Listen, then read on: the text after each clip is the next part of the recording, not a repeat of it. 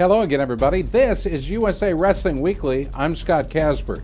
Here now this week's news and features from USA Wrestling, the national governing body of our sport. Well, last week I promised you an update, so this week we're going to give it to you. From Iowa City, that is. For the last week, Carver Hawkeye Arena and the University of Iowa played host to a very special Team USA Women's Training Camp. Last episode, we reported on the first day of training. This week, we provide a follow-up on the rest of their week. Coach Terry Steiner ran 3 exhaustive workouts a day. 21 women athletes worked through some extremely challenging sessions. The days all started at 6 a.m. with Coach Steiner's patented early morning workouts. One early morning session included running of the stairs. Making this special, though, was the opportunity to do stairs inside the now legendary Carver Hawkeye Arena. This workout has been made famous by Coach Dan Gable and the Iowa Wrestlers and was depicted in a world-famous poster of the champion Brands twins. Imagine carrying a partner on your back all the way up the stairs, only to have that athlete being carried, then push hard with a pommel at the top. Each athlete had to carry the other a number of times. Now, we followed world medalists Tatiana Padilla and Elena Peroskova as they went through this intense conditioning exercise. I mean, it's difficult, just like a match, you know, like you're extremely tired and you have to just push. Like, you're going to be in those positions where you feel so tired, and then someone's going to push you. You have to push back, and you just have to be able to be alert, and you just have to do it. And it's like one of those things where it really prepares you for like a certain match where you really need to push yourself and you can't break. You know, you have to keep pushing. You know you want to try. On the next morning, Coach Steiner brought the team back to the arena, had them running the stairs and running sprints in the arena. Now, the team went back to the wrestling room, laced up their Asics, and went through a full workout on the mats. All of this was done before most people in town had had their breakfast. Well, the week included many other challenging sessions as well. On the final day's workout, once the mat session was done, Coach Steiner brought the team back into the arena for sprint laps. Sounds like fun, right? Well, this completed their training for the week. Steiner was pleased with the training opportunity for the women's team and felt they learned from the experience. I think it was a great camp. The atmosphere around the Iowa program definitely gave us a different energy and a different intensity, and is what I was hoping and what I was looking for. And I think the girls just had a great camp. They put in a lot of effort. We worked very hard. We did 3-a-day workouts. And I think they got everything they could out of it. Well, the side benefit of the trip was an opportunity to promote the trials, and the women shone brightly under the media spotlights. There were many media opportunities, including a lengthy interview on KCJJ Radio with Coach Steiner, Lee James, and Kelsey Campbell. Now, the U.S. wrestlers were special guests at the Convention and Visitors Bureau annual luncheon as well. There they met business leaders from the Iowa City and Coralville area. A wrestling mat was placed in the center of the dining room. The keynote speakers were all heroes from the wrestling community. Iowa head coach Tom Brands led things off when he introduced the Hawkeye Wrestling Club and invited the fans and community to attend the Olympic Trials events. You know, this community is smaller than Columbus, Ohio, or other places that were bidding for it, but it certainly doesn't lack in the pop when it comes to certainly being a top-notch host, and in addition to that, being the premier wrestling city in the United States, if not the world. Well, the legend himself, world and Olympic champion Dan Gable, followed Brands. Gable made history as the head coach of the Hawkeyes until his retirement. Coach Gable challenged the local community to come together and help make this the best Olympic trials ever. Here's the other thing. It's not just about Iowa locals. It's about people across the state. Because there's a lot of other people that you can jump on board with, that you go from the Hawkeyes to maybe there's a Panther, maybe there's a Cyclone, maybe there's somebody else. And you know what? That's a part of our state too. And you know what? This is bigger than Iowa. This is the United States of America. And to get on board with the biggest sporting event in the world that lasts premier a month, to be able to follow people that you actually were involved with. And so from that point of view, you got special viewing. I was in that audience when I saw that.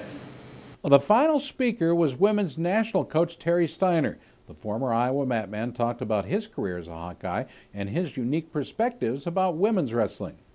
Because really most of these girls have grown up with fathers in the sport, brothers in the sport, uncles in the sport, and they fell in love with the sport that all of a sudden people told them they couldn't do.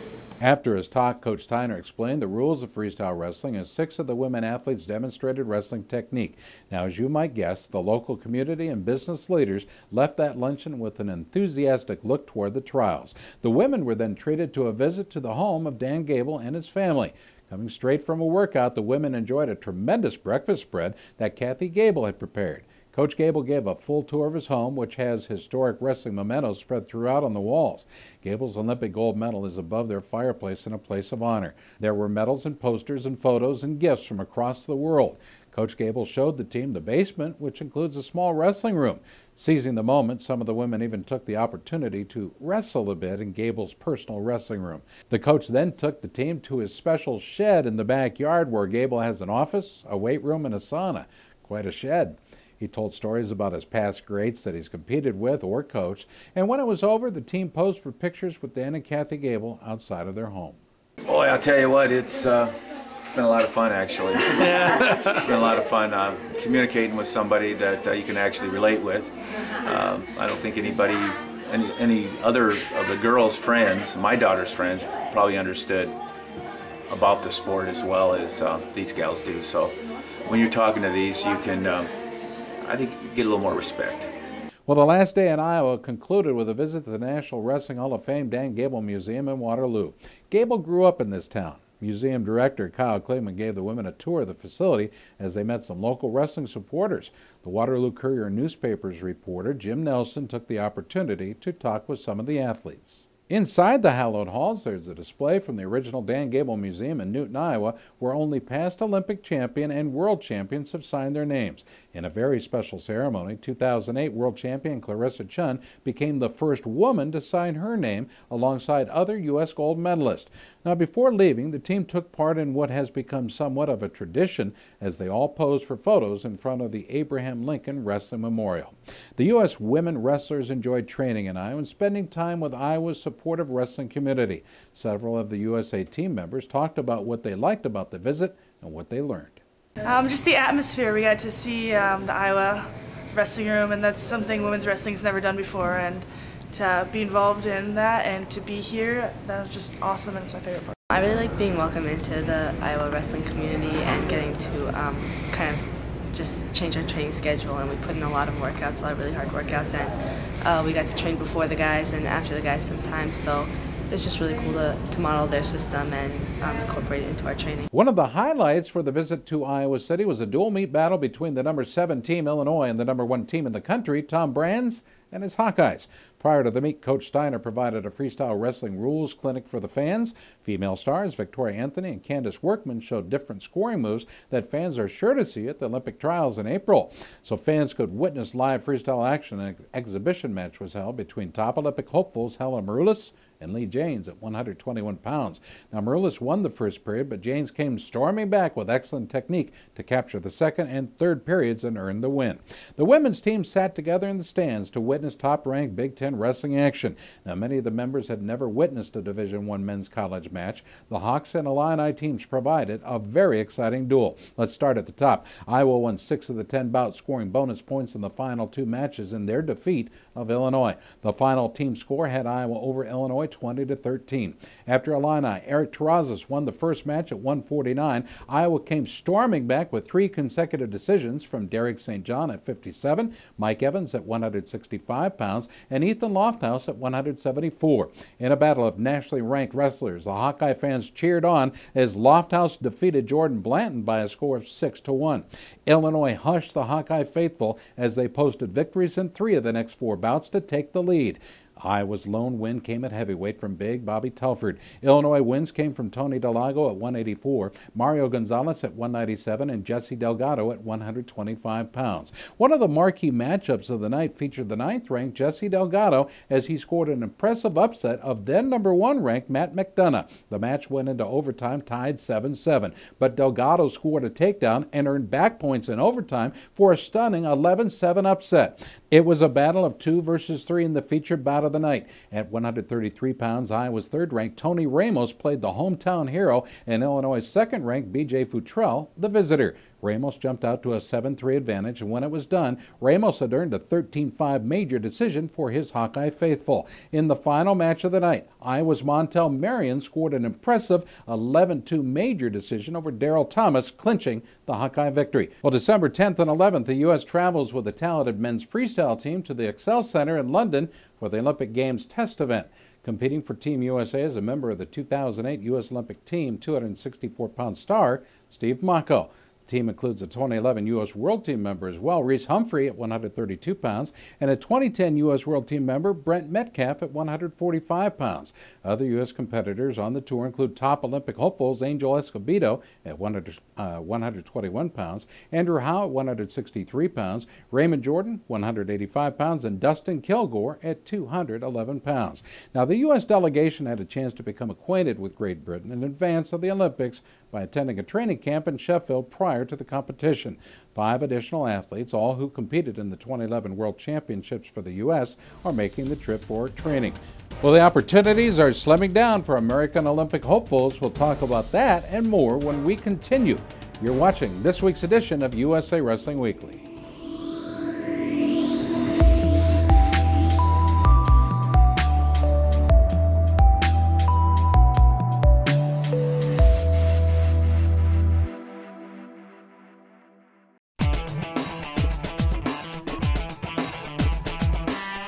Each season, Liberty Mutual's Responsible Sports Community Grant Program awards $65,000 to youth sports organizations and school sports programs that demonstrate their commitment to responsibility in youth sports. Your organization could be one of our 20 winners this season.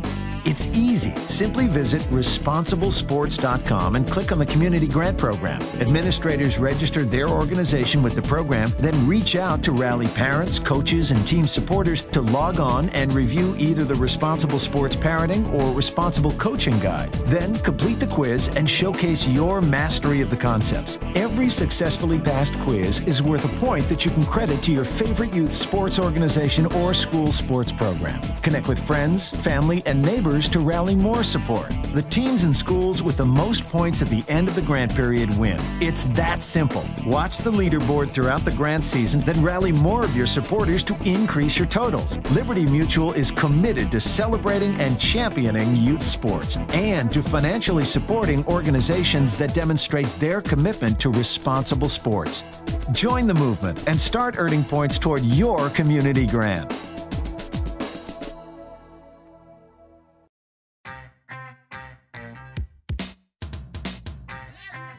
Has been there. They've been the lifeblood of the sport. It's been a long time, and they've been at the top of the game every year, forever. And I'll tell you what, now that I think about it, maybe that's where I've gotten my inspiration, because you know, I always want to be in the top of my game in wrestling, and I think that's where ASICS is and wants to be as well.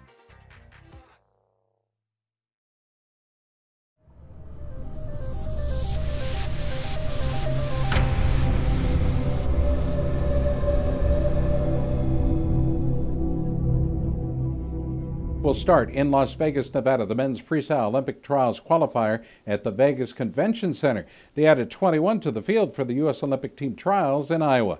3 athletes in each weight class who had not already qualified for the trials in Iowa did just that. The competition in Vegas was nothing short of spectacular. Claiming the Outstanding Wrestler Award, 132-pound champion Tyler Graff, a 2-time All-American from Wisconsin, now taking an Olympic redshirt year.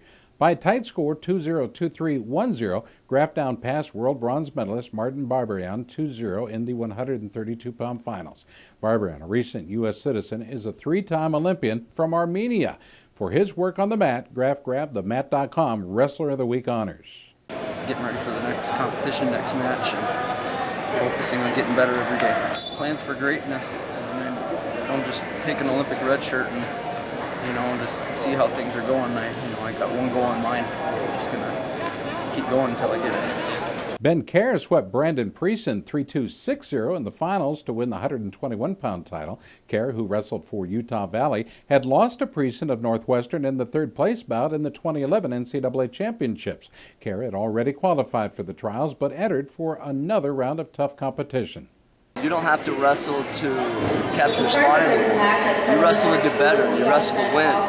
And to win the tournament feels phenomenal. Came out here, wanted to get some experience, and I did that, so it's good. Former Boise State star Adam Hall was the champion at 45. In the final, Hall scored a forfeit over a past world team member, Dustin Schlater. Hall had a big win in the semifinals over a Boise State teammate, two-time junior world team member Jason Chamberlain. It's great. You know, like most people say, it probably doesn't hit until a little bit later. But just knowing the fact that, you know, the work that I've put in thus far, kind of the ups and downs of the first couple of tournaments, the Sunkiss and New York Athletic Club, getting used to freestyle and really coming in here knowing that I have a good shot to qualify and just putting everything into it. Well, the 163-pound title belongs to 2009 U.S. World Team member Trent Paulson. He down passed Ohio State star Colt Sponseller in the finals by a score of 6-0, 2-0. Already qualified for the trials, Paulson used this event as a tune-up. Yeah, I wasn't planning on coming until about 2 days before the competition. I only got 2 matches into France, and I want to get as many freestyle matches as I can going to the Olympic trials so I can be the most prepared.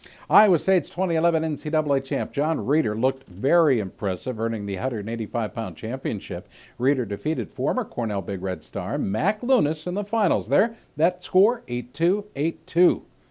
In Iowa. College now, and it's not the Iowa State team anymore. It's Team USA. And, you know, I'm just going in the Hawkeye Arena and trying to get it done. You know, I'm trying to be on the Olympic team and trying to win an Olympic gold medal. By the score of 5-2, 2-0, Craig Brester, a past NCAA runner-up for Nebraska, claimed the 211-pound title with a victory over past Wisconsin star Trevor Brandvold. Brester, who has wrestled very little freestyle, is making rapid progress in the Olympic discipline. You could say my experience was pretty much zilch, but just trying to work on my feet. You know, that's what, from that position is quite a bit the same. I just, you know, my style in college was go after guys, keep going, keep going.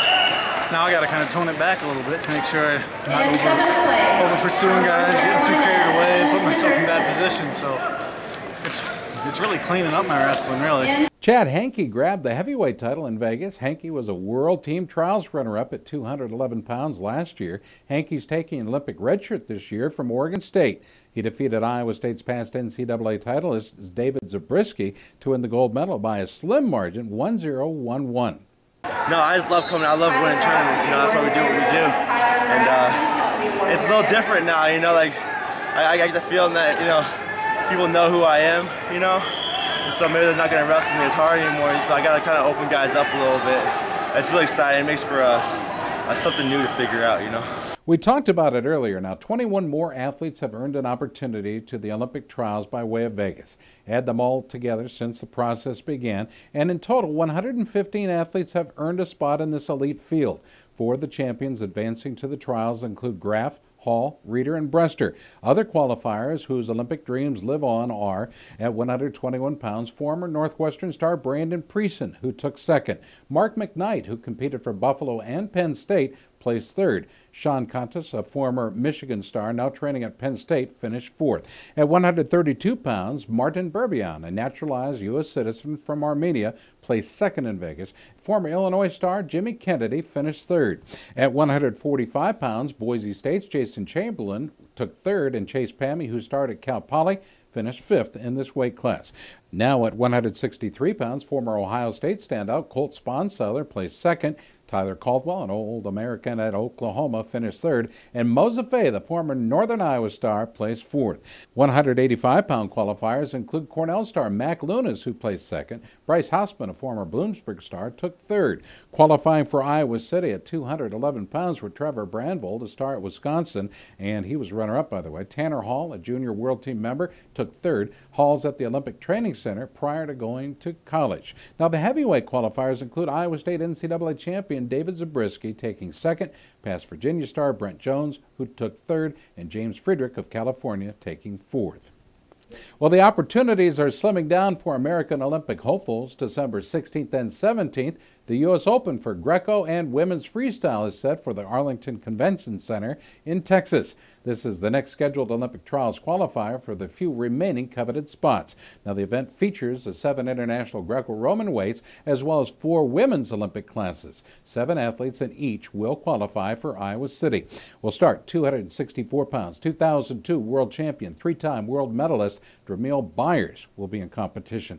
145-pound, 2-time world bronze medalist Justin Lester, 211-pound, 2005 world bronze medalist Justin Ruiz are just a few of the stars expected to contend in the Lone Star State. Fans can look for another top star to compete there. How about this guy? Olympian Spencer Mango at 121 pounds. Talk about explosive. Mango's made the last 3 U.S. World Teams. Other 2011 World Team Trial champions expected to defend their #1 rankings include 132-pound sensation Joe Betterman and Jake Fisher at 163 pounds. Cheney Haight will join the field at 185 pounds. Now, the women's field will be loaded. Among the top-ranked athletes there, past world medalist, fan favorite Clarissa Chun, a 2008 world champion, 2008 Olympian. The always tough Elena Paraskova, a 2010 world silver medalist, has already been on 4 U.S. world teams. Elena is currently top ranked at 138 pounds. Allie Bernard, a 2011 world bronze medalist and a 2008 Olympian, enters as the top seed and will surely be a top competitor at 58. Holding a #1 ranking at 121 pounds is a 2-time world team member, Helen Maroulis. Rightfully proud of her accomplishments, she boasts 3 junior world medals and looks to add to her growing collection. Now, fans should know that there are as many as 77 spots remaining in the Olympic trials that are up for grabs. Given the emotions and dwindling numbers of opportunities, this should make for a very exciting and intense tournament. Now, complete coverage of this important event will be provided on themat.com. On the other hand, we encourage you to attend in person. We'll have more from Las Vegas and USA Wrestling when we continue. You're watching USA Wrestling Weekly.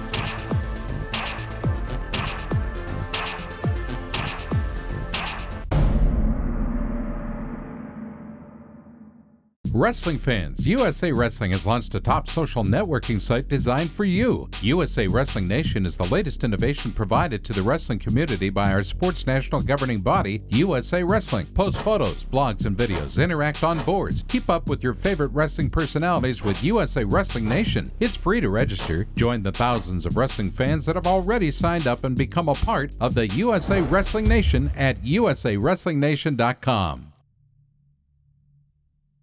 Well, USA Wrestling played partner to the Las Vegas King Collegiate Invitational. The men's freestyle Olympic trials qualifier was held alongside this event, considered to be one of the toughest collegiate events in the country. Cornell's 2-time NCAA champ Kyle Dake capped a strong 2 days by blanking Nebraska Kearney's TJ Hepburn 4-0 in the 157-pound finals.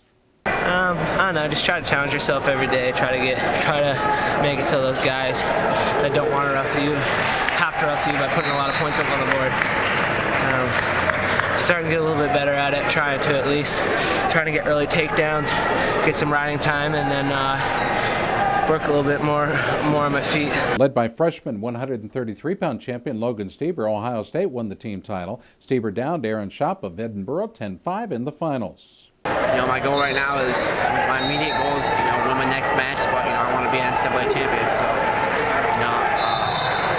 I'm not going to be satisfied if I don't win NCAAs and, do well and win stuff. I want to win that NCAA title first, so that's what I'm really training at. Oregon State had 2 individual champs, including the outstanding wrestler, 141-pound standout Mike Mangrum. An exciting finals match ensued as Mangrum downed Buckeye true freshman Hunter Stieber 6-3 in the final. I think probably the key was actually not what I did today or yesterday, is what I did coming up to this tournament. I trained hard, I knew that there was going to be a lot of really good guys here, so I kept my weight down really close, really close to 141 pounds, and I honestly think that's what made the difference. The other Beaver champion was Clayton Jack at heavyweight, who pinned Peter Capone of Ohio State in the closing seconds for a stunning comeback victory. It's fun, but really this is just to get me ready for nationals, I think, you're going to see a lot of these guys again competing harder, and it's just going to make everybody more hungry, and, it's going to have a target on my back. So.